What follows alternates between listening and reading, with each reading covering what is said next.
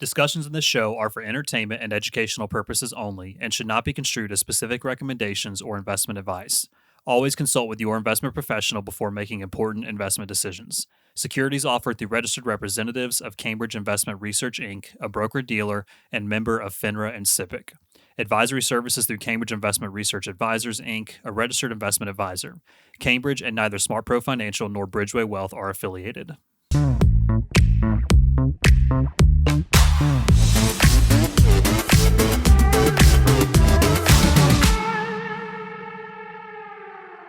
Hey, everybody. Welcome back to the Working Wealth Podcast. I'm Patrick Rogers, and I am incredibly honored and privileged and excited to have a good friend of mine, Mr. Ryland Rainsford, joining us today to talk about some of his business background and growth of their company and their journey.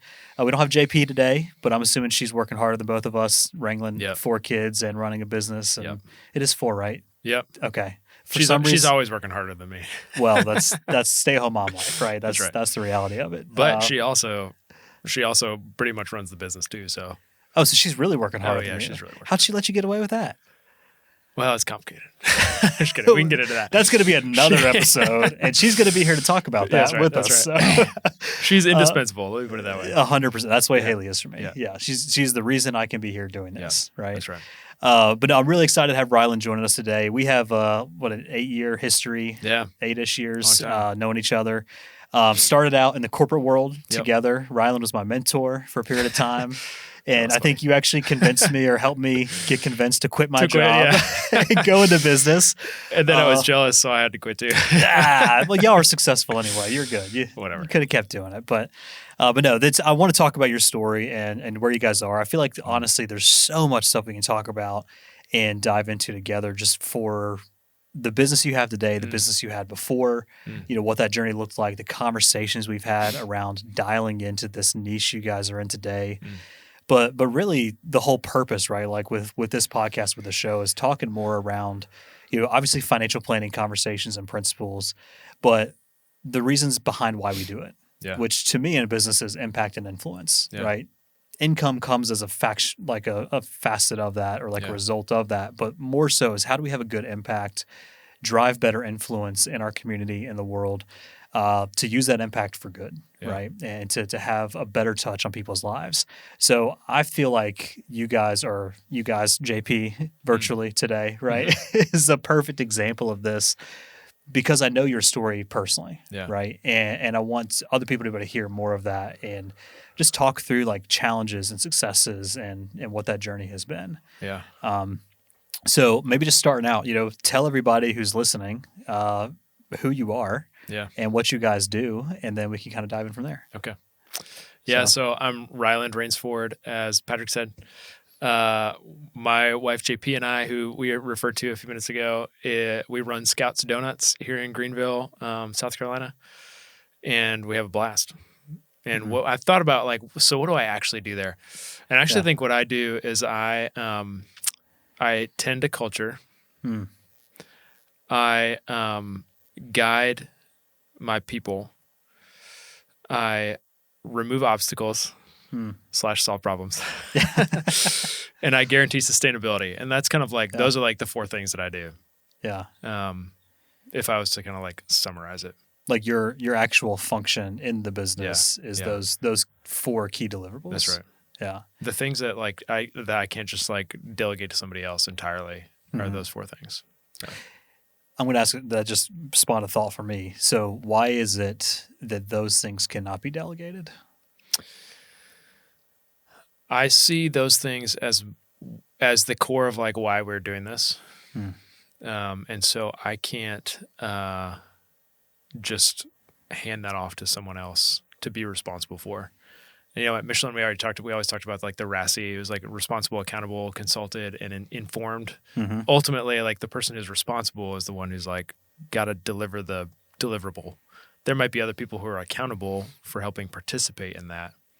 But ultimately, it's the person who's responsible who they're the one who has to answer for it. And that's what I feel like. Those are the things I'm answerable for. And then I bring everybody else on the team along in being accountable for different parts of that. But those are the things ultimately that are my responsibility. at the end of the day. And that's specifically your responsibility as the visionary leader, the business owner, guiding the ship. Yeah. Right? Yeah. That's right. Yeah. That wasn't a trick question, by the way. That was just like you said that, and it stood out to me as a business owner myself. Sure. The team will live or die based on me being responsible to the right things, being accountable to the right things, having the accountability spread to the other people to get things right. Yeah. And we talk, like, especially me and Renee now on the team, we talk a lot about, the yacht mentality. We just want to feel fancy. Sure. So it's a yacht, right? Instead of a lot of people talk about the bus, right? Yeah. But like the yacht mentality of, there's a lot of people crossing the Atlantic Ocean, and they're all on some kind of mode of transportation, some kind of boat, right? Yeah. We want to operate as if we are on a yacht, and that's not us feeling important. That's like our clients are on the yacht. Like they are the people that are on the yacht. Sure. And being able to try to anticipate needs and fill those needs.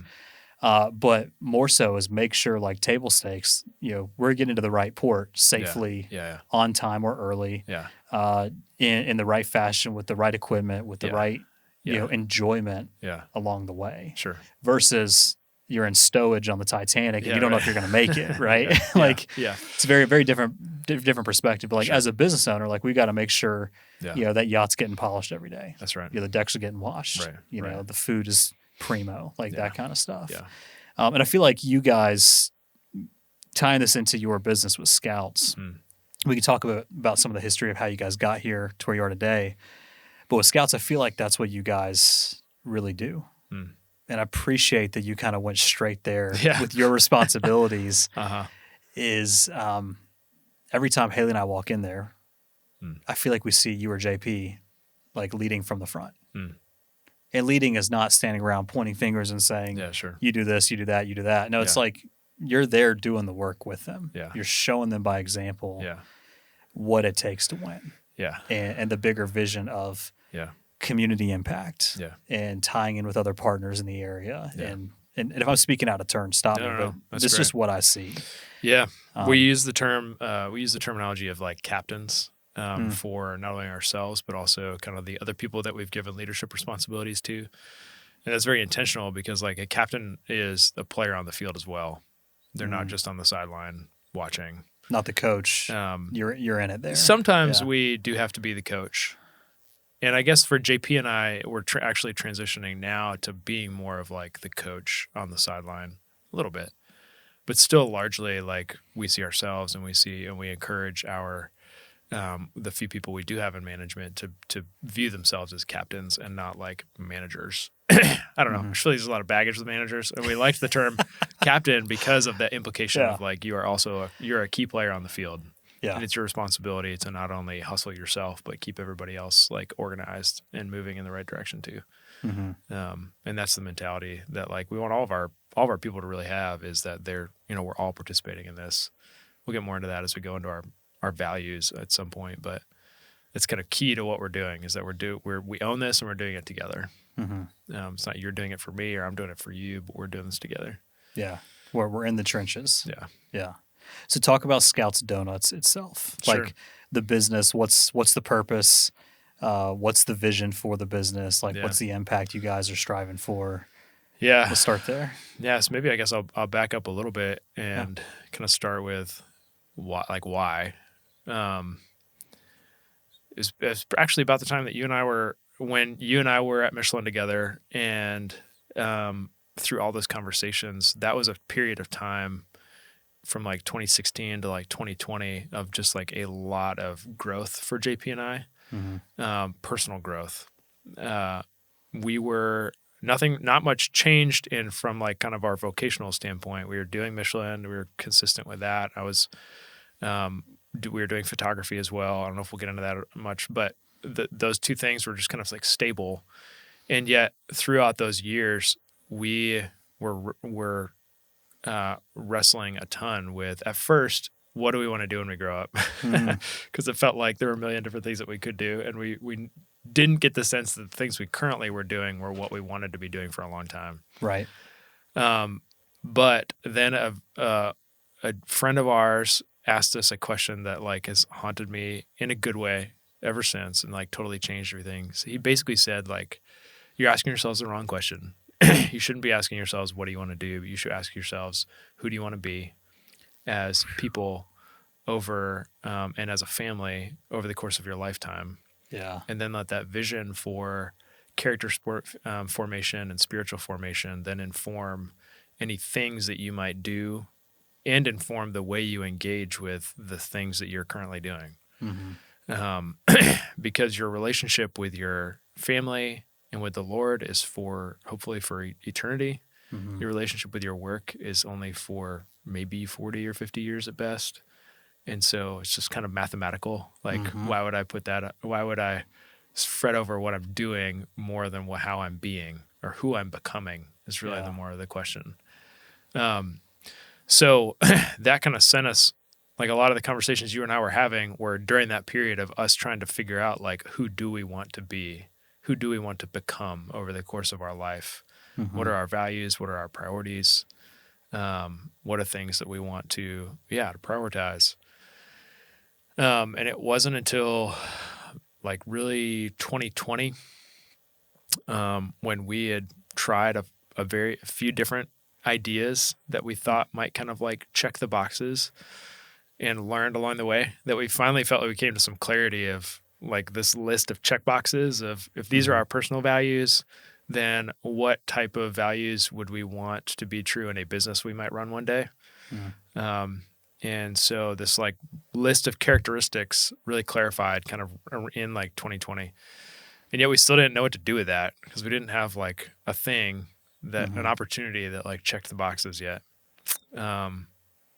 We thought about so many different things. Some of those ideas lasted for like 2 hours. Some of them lasted for like a year and a half and, or 2 years, and then ultimately died. But we gained more clarity along that journey to where when the idea for donuts finally came along, on a run, ironically, with some of my running buddies, they were complaining about there not being a good donut place in Greenville. And it was like, oh, donuts, that's interesting. And it seemed to like check a lot of the boxes. At that time we were like, I think we had a healthy cynicism and skepticism about any idea that we might have. I remember some of those conversations. And so we knew, and we were in a place where we're like, we already had 2 kids. We were hoping to have a third, at least. And we knew that if we were going to like do something totally different and burn the boats, we needed to know that like this land can sustain us wherever that destination might be. So it took about a year from 2020 to 2021 to do all our homework. Actually, it's from 2021 to 2022 to do all of our homework. There's about a year in there where we had the clarity and we didn't know what to do with it, and it drove me nuts. Right. But then the idea came along, and we started doing all our homework, and it seemed like the overwhelming conclusion from all that research was, this can be everything that you hope it to be. This can definitely check those boxes for you, and this is going to be really hard. And we're like, okay, we know hard. Yeah, we're okay with hard. So finally, like pulling the trigger on quitting Michelin and on not booking any more photography on paper sounds like terrifying, because like both of our revenue streams we were saying no to. Right. And yet we had so much confidence that donuts was going to check all these boxes because we had like done all that research, and because we were so clear on like what we wanted to be like and how we wanted to engage with it, that I feel like we went into it knowing that like this is it, and we're gonna make it work. I don't know how it's gonna work, but we're gonna make it work. Yeah. So I think your original question was, what were those like what is Scouts actually about, and what were those personal values that we translated into business? Our personal mission in our lives is to cultivate growth in people's lives. Those words are very intentional. We use the word cultivate because it's an ongoing thing. It takes time to cultivate a garden. It takes fertilizing and pulling weeds and watering and making sure there's plenty of sun. And the reason it's in people, it's growth, is because that's really what we want, is growth toward wholeness, toward human flourishing, not just like growth towards lots of profitability, but growth toward human flourishing, both for ourselves and for the people that we might engage with. And so then it's, who are those people? It's ourselves, people we might engage with, but also like the neighborhood that we're in, and the community that we influence, and then overall like the city that we live into. That sense of like rootedness also is like why we love this vision of a garden, because we want to be rooted here and in Greenville, and wherever we might land. And so it's in people's lives. So we want to be present. We want to be rooted in people's lives.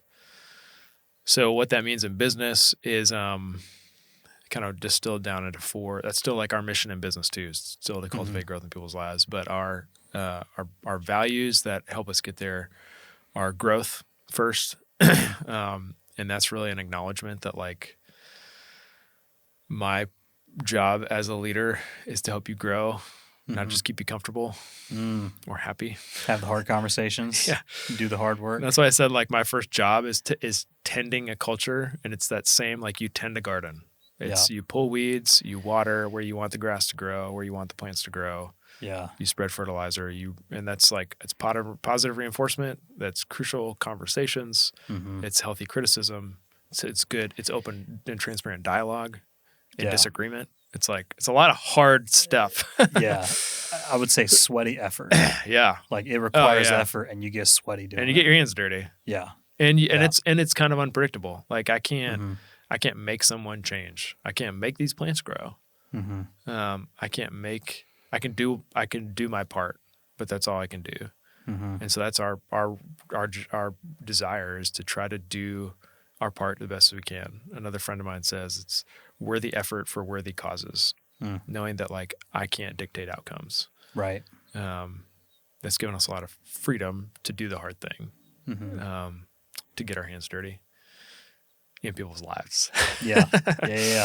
Well, because when you have a team, right, not to take us off track of the 4 things, but like when you have a team, especially a close-knit team, like small business, everything carries over. Oh, it does. Like, for sure. For the business owner, I'll be honest, if I have a bad night of sleep or whatever, like I'm going to feel it walking in the office. Yeah. And like, then my number one mission is, how do I not let that impact the environment, the energy? Sure. I do a terrible job of this, probably half the time, I'll be honest. But it's a real thing, right? It's like, if you're tending that culture, like you have to be on all the time. Yeah. And then you leave there and you go home. You got to tend the culture at home. Yeah. It all like intertwines. It does. Right? And I didn't say this earlier, but I'm glad you brought that up. Like the reason that we wanted to be so intentional about like our values in business being a translation of our personal values is because we want our personal lives and our vocations to be more integrated, to all be like complementary and be compounding on each other, not to just be like separate. Yes, this is the hardest thing that we've ever done, and yet, yes, we feel like the Lord has increased our faith through this, which is like that's the answer. That was the goal for us personally, is that our faith would increase.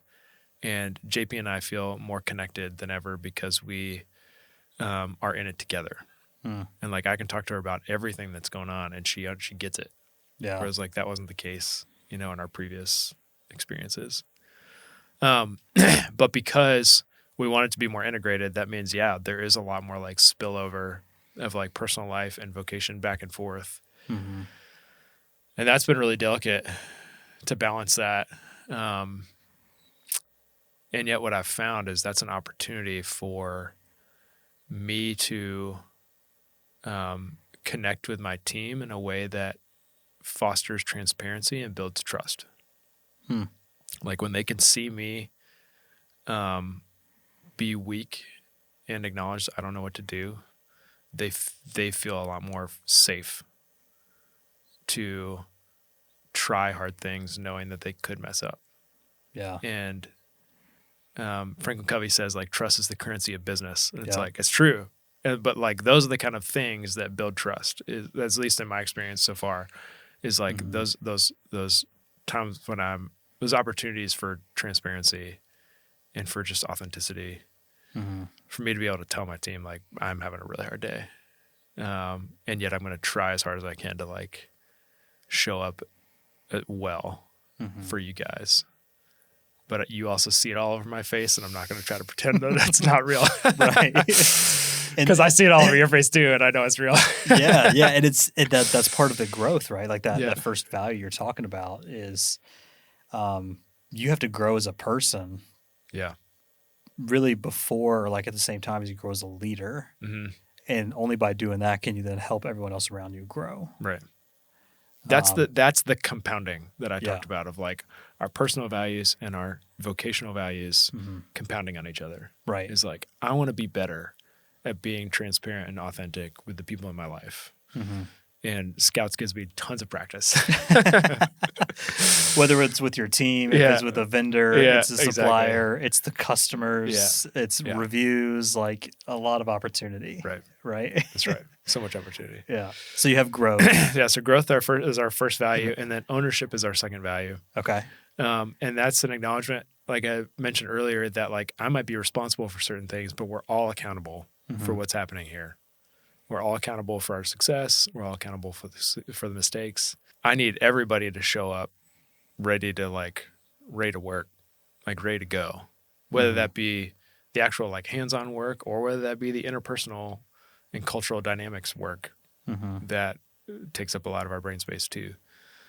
Those are and so part of my job as a leader is to cultivate an environment where people are empowered to take ownership of things. And I had like a big light bulb moment about this when I was at Michelin, way too long at being at Michelin, that like ownership isn't something that can be given, but it has to be taken. Ooh. Like hold on, say that again. Yeah. So if I'm going to, you can't just give me a responsibility for something. For it to actually be effective, I have to take that responsibility. It's like you're like throwing me a tennis ball, and if I don't catch it and hold on to it, then like I'm not actually going to have the tennis ball. It's just going to get dropped. Right.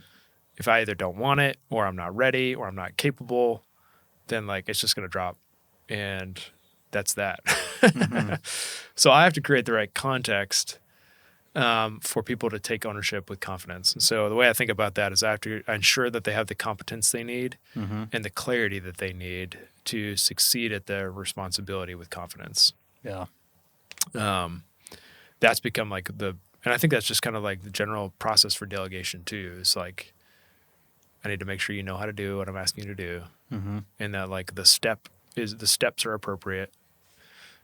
Maybe we discover those together. It's like part of ownership too. Or I need to make sure that you understand what the boundaries are, like what your sandbox is, and that you know how to play in the sand, and not just like you're not trying to eat it or something. Yeah, or throw it at people's eyes. Throw it at people's eyes. Yeah, exactly. Like that. That's like competence. Again, that's competence and clarity. Yeah. So that you are like, great, I'm gonna have a great time in the sandbox here, and it's gonna be so fun because I know what I'm doing. I know where I can play, and I love playing with sand. Right. So like that's the context I need to create for my people, so that they can take ownership and be like, let's go. This is gonna be so fun. Yeah. Rather than, no, I don't want to go play in the sand. I don't know. I hate sand, or whatever. Right. And then the other big responsibility I have is finding people who are eager to take ownership of things, eager to take on responsibility of things, and when they are hungry for that, actually feeding it. Yeah. And not starving them of responsibility, because I don't have the energy or the time. I don't take the time to make sure that they're equipped with the confidence and clarity that they need. Right. That's kind of the big element of ownership. I guess the other element of ownership is that the way we talk about it is we have systems and processes and stuff. Those just guarantee good consistently. They don't guarantee. They're not ever going to deliver greatness. Ooh. What really is going to deliver greatness is like everyone's individual contribution and artistry is kind of the way we talk about it. Everyone has a level of ingenuity and flair that, and there's room for that to make something from good to great.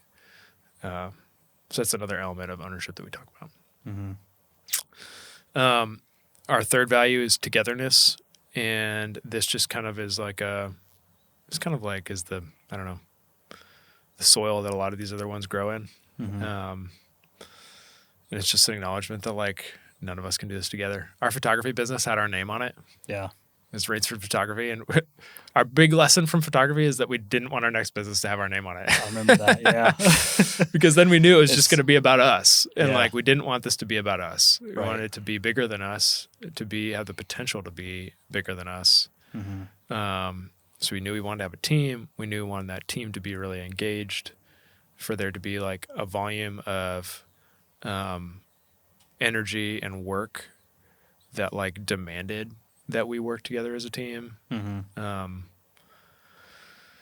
And it's also an acknowledgement that like for ownership to be effective, like I have to give you stuff and you have to give me stuff, and I have to rely on you and you have to rely on me. And it's like, it's never like, no one's independent. It's also an acknowledgement that we grow together. Some of the most lasting and meaningful growth that we experience in life is through our shared experiences and our relationships with other people. That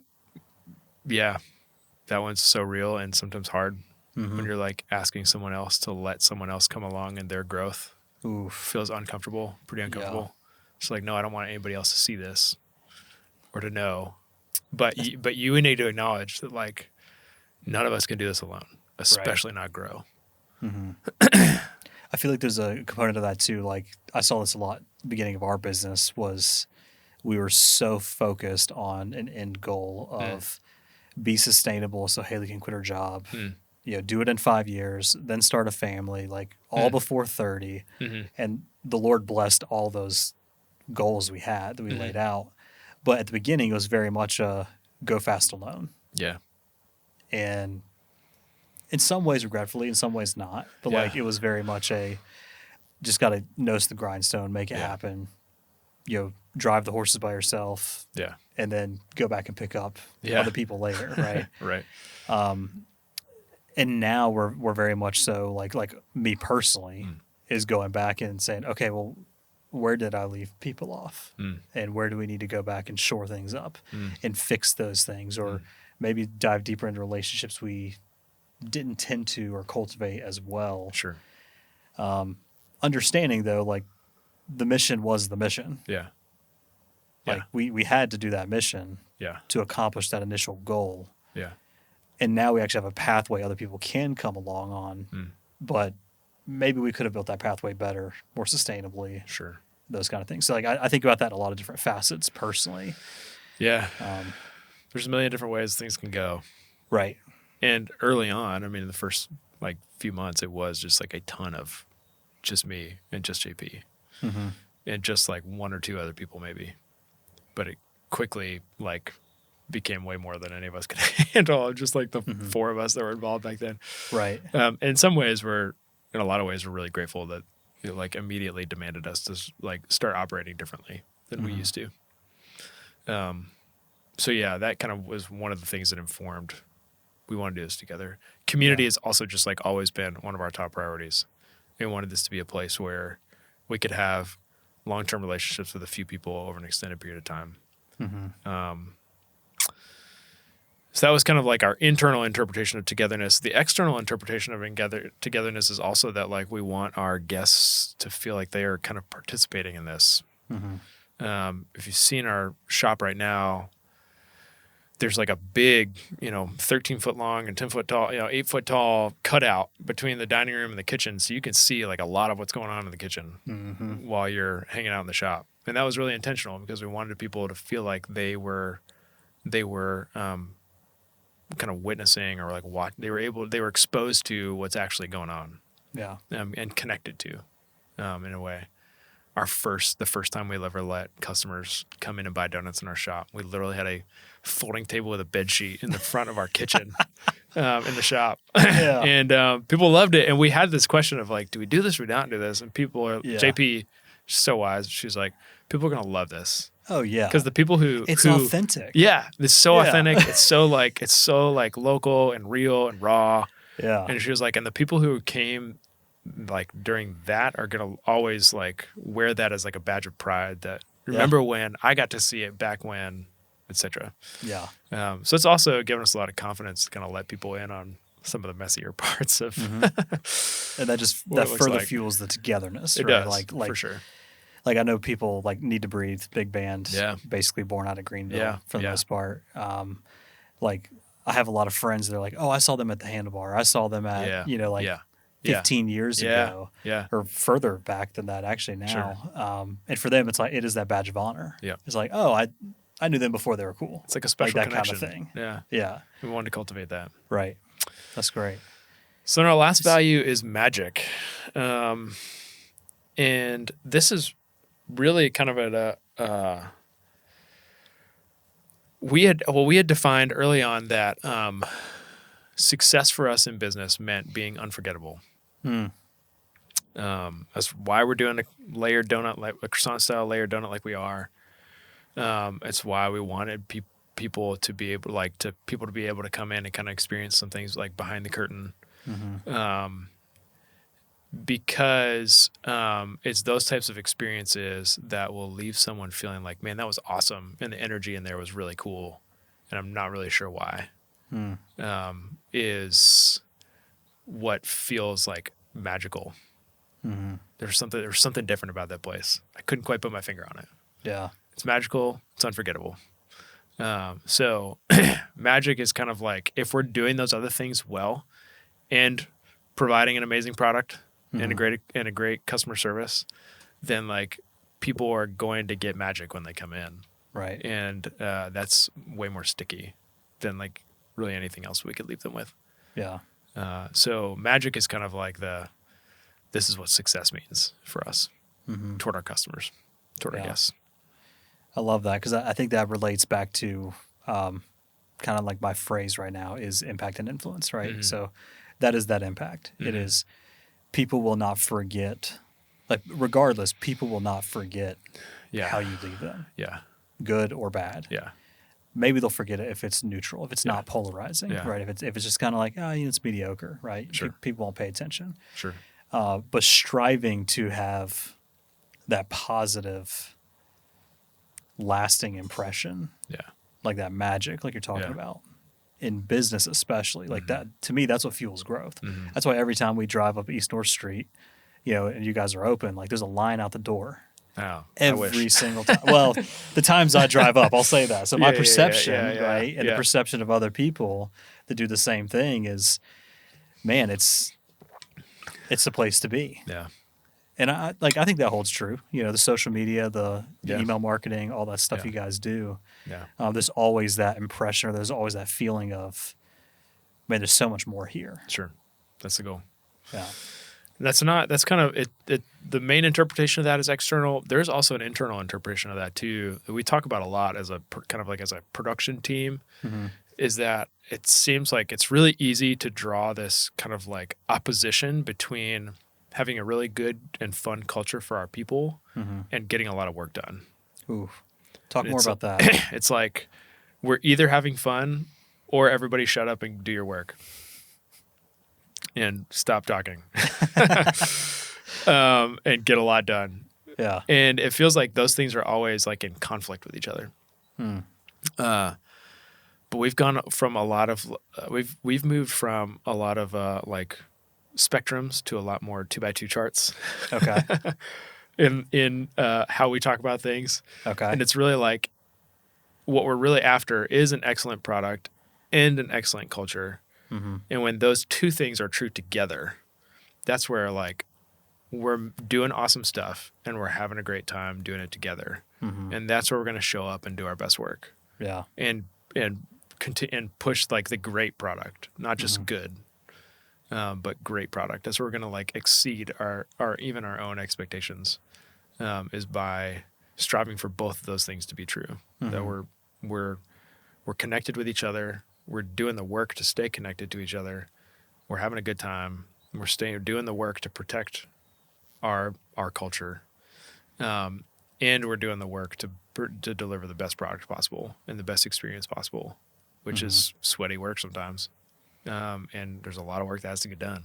Yeah. But it's when those two things are true that we will give our best effort.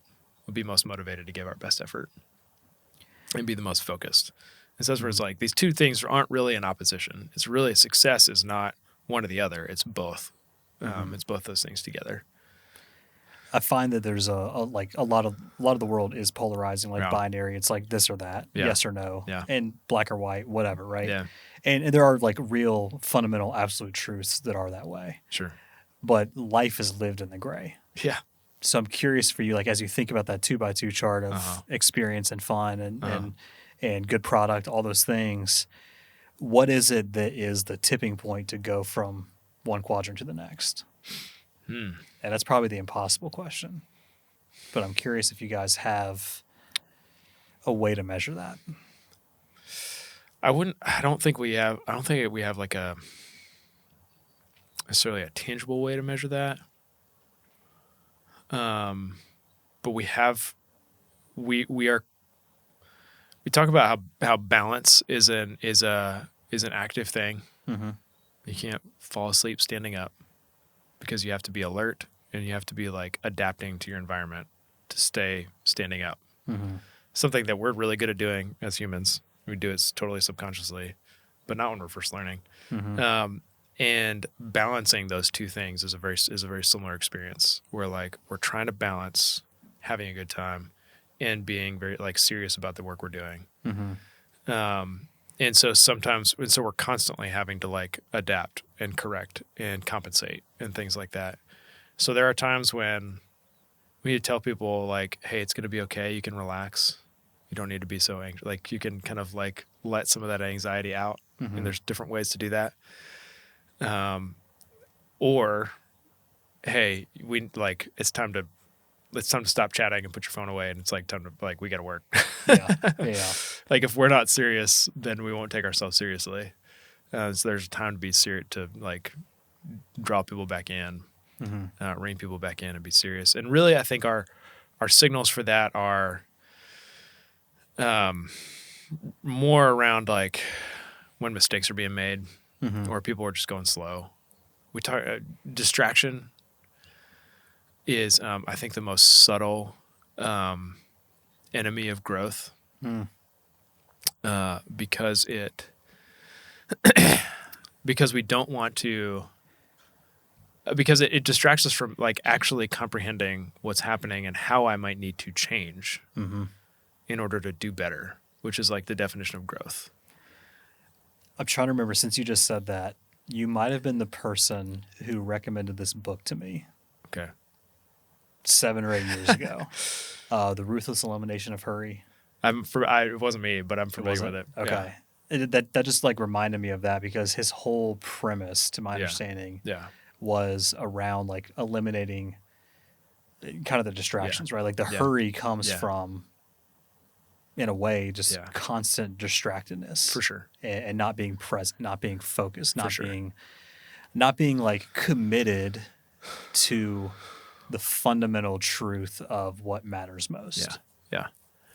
And that's where it really comes down to distraction. That's like the thing when we feel like we've got to course correct here is when people are distracted because you don't work efficiently and effectively and you don't and you make mistakes. And often there are times when people are distracted with each other, like they're talking, chatting, and have a good time and yada yada. I have a little higher tolerance for that. It's when people are distracted by things that are not in the kitchen. When it's like, no, I need you here. I don't need you somewhere else. I need you here. If you're going to be here in body, I need you to be here like in mind. In mind too. Yeah. And that's the most frequent time that we had context where we had to call people back in. We talk about that too, that we're not calling them out on bad behavior. We're calling them back into what we're trying to do here. calling it back into staying focused, staying motivated. Because that magic zone of like great culture and great product is when everybody's there, not when like some people are there and some people are off in Never Land in their mind somewhere else. But it's tough. Yeah. It's tough to maintain that. I do feel like that's such like we're talking about your business and like how you run your team and, tend the culture, right? Yeah. But this applies in every aspect of life. For sure.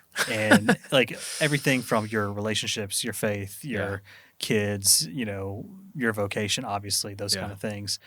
But if I think about it, just even from like what we do on the financial planning side is there are distractions every minute of every day. For sure. Like I tell clients all the time, don't watch the news. Yeah. Turn it off. Yeah. Don't pay attention. Like I don't watch the news anymore. Yeah. There's no point. Yeah. The process is going to work. Like there's some point, but like the process, if you let the process work, it's going to work. Yeah. Right. Like building wealth, for example, is super simple. Have margin, buy things that go up in value, keep doing it forever, never sell them. Yeah. Yeah. Pretty damn simple, if I can just say it that way. Yeah. Right. The thing that makes it not easy is the distractions. And oftentimes what I've found is that, and just to tie this back into like the business side too, is like your job is to tend culture to always pull people back to the bigger picture vision, the bigger picture truths, the fundamentals, right? That's a lot of what we do on the financial side is, well, where do we want to go? Yeah. And if we want to go here, it's very simple as don't do that, do this. Yeah. But to stay on the path and course correct to like in that binary world to identify, well, are we actually in this quadrant or this quadrant? Because really it's a gray line, right? Like a lot of what we do is just focusing on bringing people back to what is the path that's going to align them the most for the bigger goal, the bigger vision. Yeah. It's like I'm sure in the culture is if there's gossip or something, is you just, hey, like we're not doing that. Yeah. And here's why, because it distracts from the bigger picture. That's right. If it's, I don't know, an example of like messing up the process, like the dough or something, wait, like this is why we do it this way, because this could happen and then we lose an entire batch and now we're 3 days, no production. Like those kind of things. Yeah. I think it's so important and that's why I'm hammering on that is, the true path to success in anything is the ability to stay 100% focused and committed to your goal or your priority at all times. And that is the hardest thing in the world to do. It is. And I think what has to happen, which we haven't really talked a lot about, is you have to identify what those goals, what those priorities are, for you to then have any focus on them or on anything. Yes, because the world will tell you all the things. Like you said, it's just like it's. We talk about this all the time. There's a fire hose of like important things out there. Yeah, but you can't do it all. Like within your sphere of influence, what's actually important for you and for your family. And again, like not asking that question in terms of what's important to me, like right now or in like over the next week, but what's important for me over the course of my life. And like that clarified things so much for us and brought us so much more, brought the real things into so much more into focus that then helped us make much more intentional decisions in all the gray zones. Where it's like, well, these are all good options. We could go this way or this way. Like, how do we choose? It's really just the clarity we had about like, well, how does this match up against our vision for life is what has helped us navigate all the gray, and not get distracted by all the other, like truly like things that aren't wrong or bad, but are just different and may be a distraction from where we're really trying to go in life. Right. That's what, and we haven't really talked about that a lot, but like that's what all those years from like 2016 until like 2020 and 2021, like it took all that time for us to kind of like start to clarify what do we actually want in life. This isn't just like you go away for a weekend and you come away, like everything's all done. You're set for life. It's an ongoing practice because it's fundamentally important, both in life and in business. But then you got to remind yourselves of those. We have to remind our team of our values all the time and reinterpret our values in all the different contexts, all the gray, so that they can come to a deeper understanding of what it means for them and what it means for us. And so then we can really all be kind of rowing in the same direction. Right. That's like something we haven't really talked about, but Yeah. it's like it drives a lot of our rhythms, I should Yeah. say, and our decision making. I feel like that should be an entire separate conversation because I agree. I'm cognizant of time, but also it's just there isn't a very intense or intentional conversation to have around that. Or that what I've found is a lot of times we have a picture of what our ideal situation or vision is. Yeah. But then I always do get distracted by, well, but there's this, and this. Yeah, and sure. like we serve these people. Yeah. And how do you decide to say yes to these, no to these, yes to these? Like how do you intentionally make that decision? And sometimes, or what I've often found is it's not even the right question. Right. Right. And if you're not asking the right question, like the weekend away on the summit in the mountains or whatever it is, right? I think real success there is identifying, are we even asking the right question? That's right. And until you determine that, you don't know where to go. Yeah.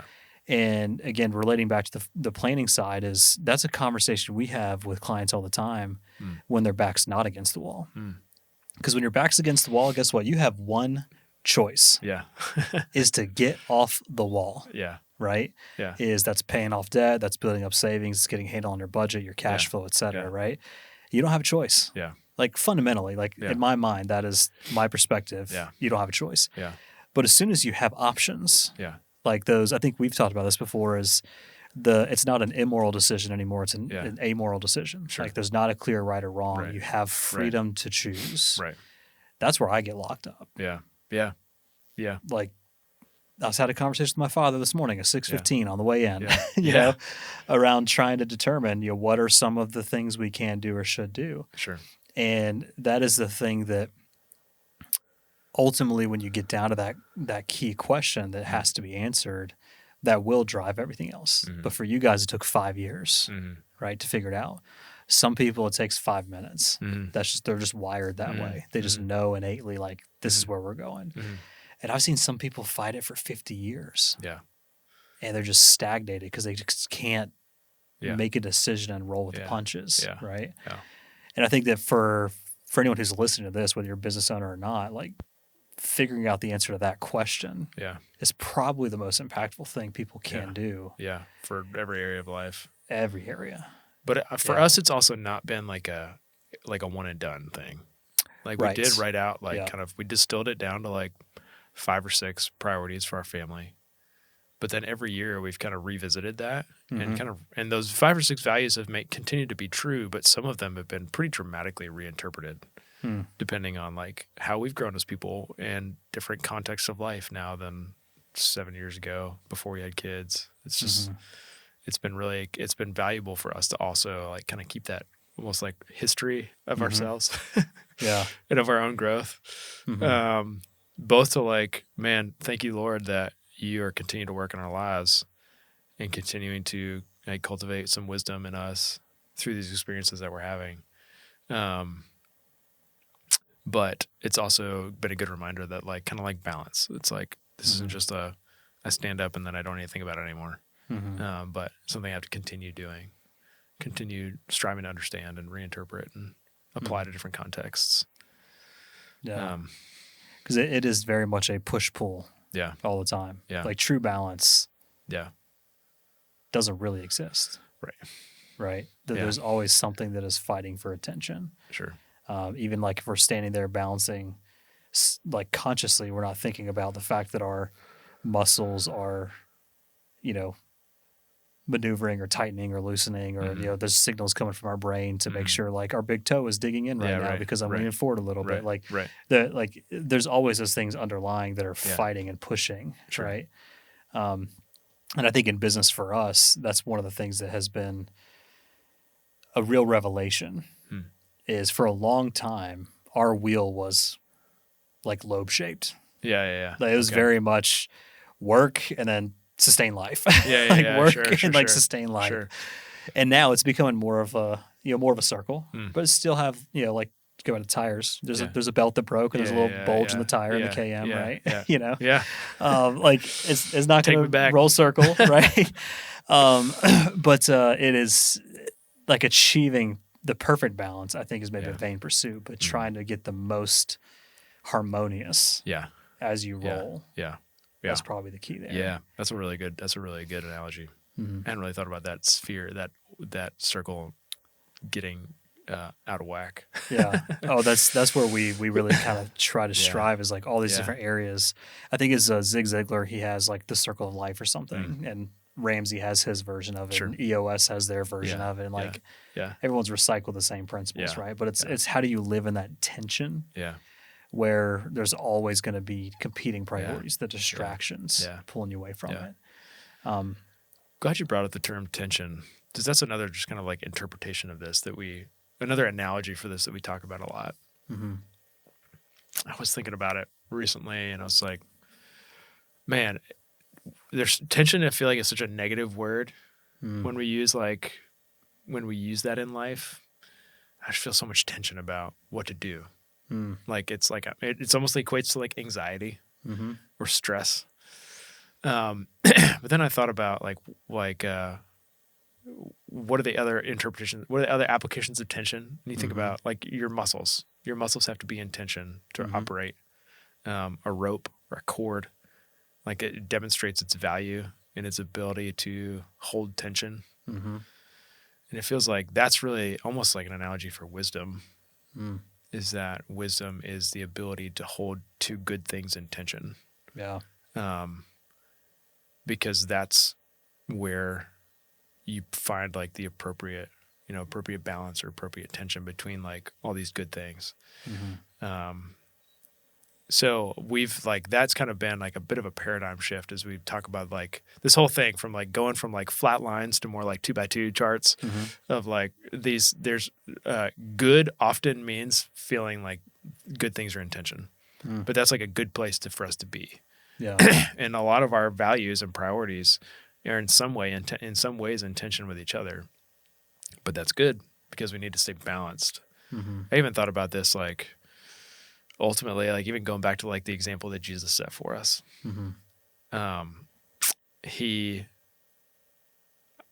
went through a period of like really asking myself and asking the Lord, like, what do you want from me?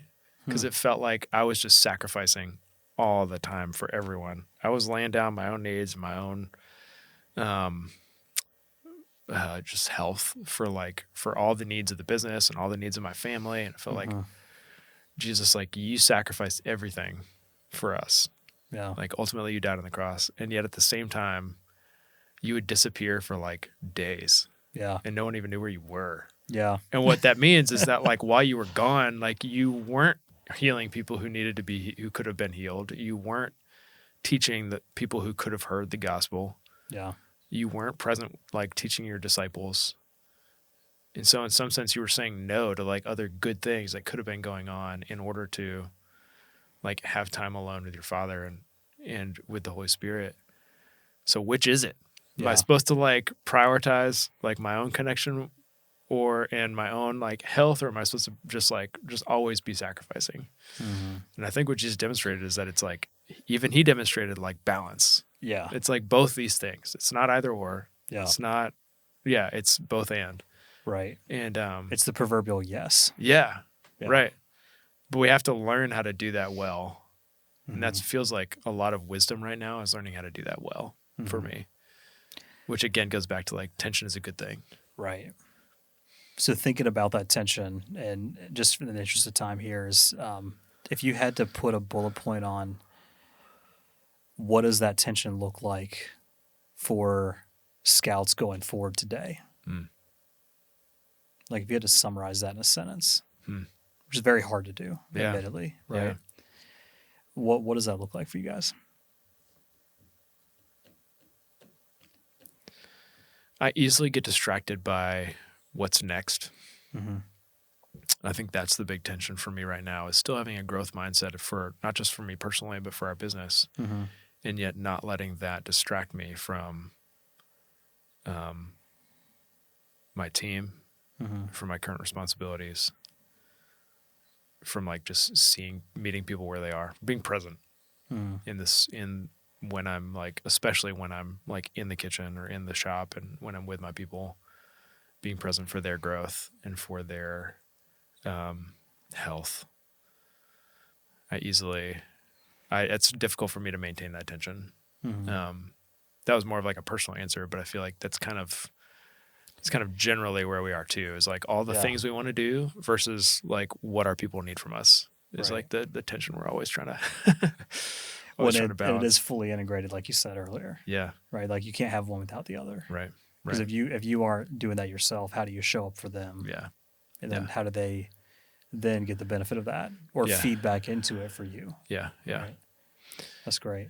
If I could just kind of like change gears a little bit and kind of maybe end with, I think we're getting close to needing to end. Yeah. But just kind of end with like a little bit cautious of the clock. So. A bit kind of like a bit of a reflection here. Yeah. What we haven't really talked about is like anything financial, anything like business strategy, yada, yada, yada. I guess like from a traditional like profitability standpoint, and in full transparency, like we are struggling. We struggle to like be profitable. We make a little bit of money, but not much. And that has been not one of the things I expected, is that we'd still be kind of operating on such slim margins, have our backs against the wall as much as I feel like we do. And yet it was really telling. A while back, we had like an all staff training day and we did some kind of like some like dreaming. It was like, what do you guys think would need to happen for Scouts to be sustainable? And they threw out all these ideas of we should do weddings and we should get a cart and we should start offering more drinks and all this kind of stuff. I was like, okay. Let me maybe reinterpret the question. What do you think would need to be true for Scouts to still be here 100 years from now? And they said all the culture things that we've just talked about. Yeah. Nothing about like new business opportunities. No fancy ideas. No fancy ideas. Right. And that was like a good reminder and reinforcement for me, but also very telling that like they get it. Yeah. That what we've chosen in this early phase of our business to invest in is more in the health and growth of our people and in us than trying to have like the best business model possible. Yeah. The most like profitable business model possible. And what I'm banking on is that this is really the investment, like long-term deposit. This for the long-term investment that we're making in the life of Scouts, not just in these first few years of, operations.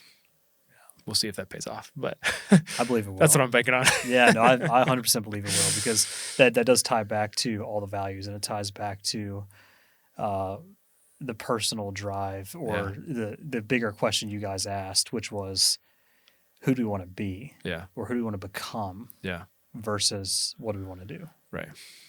Right. So trying to make sure we get that part right first. Right. As a business. And the cost, like the price that we're paying is to some extent in profitability. But we believe it's right. Yeah. And we wouldn't have done it a different way. I love that. Yeah. So how can people find you guys to help drive those margins? Well, come buy donuts. There's really no replacement for buying donuts. Yeah. So that's really what's best. We're on East North Street near downtown Greenville. Right next to like Fork and Plow and Claire's Creamery are some of our really well-known and respected and wonderful neighbors. We also have a little window downtown on Main Street that's open most days of the week. We're also actually currently open there late at night on Saturday during the summer, which has been so fun. Yeah. You can always join our newsletter on our website, just scoutsdonuts.com. We spell donuts the long way, DOUGHNUTS. Like dough. It's got dough. Yeah. There's not really anything like concise or like short or like there aren't really any shortcuts about anything we do. So we're like, why would we spell the short way? Yeah. So scoutsdonuts.com. It's also Scouts Donuts on Instagram. We pump a lot of information out there. My wife, JP, we didn't talk about what she does, but she's kind of like chief marketing genius. That's the way I think about it. She's our CMG, Yeah. and she does it really well and puts a lot of her heart into that too. So definitely follow along there and stay in tune. All our contact information is on our website. If anybody listening to this wants to chat more about anything you've heard here, feel free to reach out. Yeah. We've had so many people help us along the way, and it's a joy.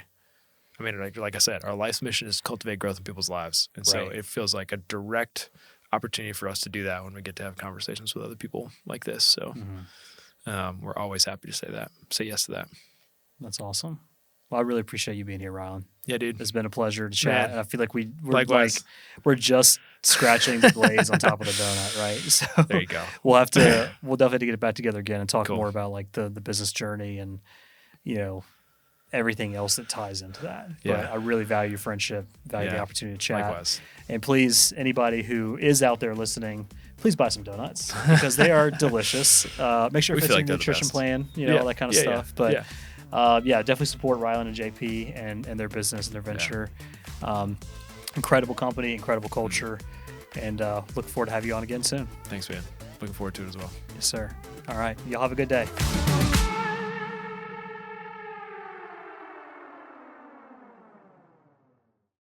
Discussions in this show are for entertainment and educational purposes only and should not be construed as specific recommendations or investment advice. Always consult with your investment professional before making important investment decisions. Securities offered through registered representatives of Cambridge Investment Research, Inc., a broker-dealer and member of FINRA and SIPC. Advisory services through Cambridge Investment Research Advisors, Inc., a registered investment advisor. Cambridge and neither SmartPro Financial nor Bridgeway Wealth are affiliated.